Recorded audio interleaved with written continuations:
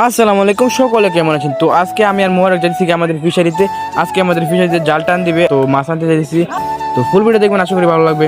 Viral চন্দ্রনিকা থেকে আমাদের এই ফিশারিটা 1 কিলো পশ্চিমে 24 বিঘা জমিতে এই ফিশারিটা খনন করা হয়েছে। যখন বর্ডার রাস্তায় মাটি লাগছিল তখন এখান থেকে মাটি দিয়ে দিয়েছিলাম। ফিশারির চারপাশ দিয়ে লেবু গাছ লাগানো, আর 2টা লেবু দুজনে মিলে লাগাইতেছিলাম।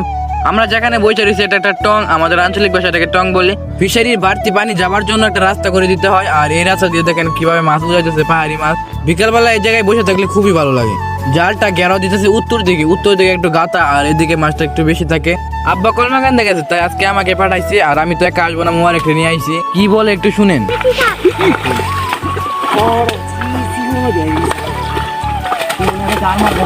যা মাছ ছিল সব বিক্রি করা হয়ে গেছে আগে, আর কিছু সিলভার ছিল আজকে এগুলো দিয়েছি।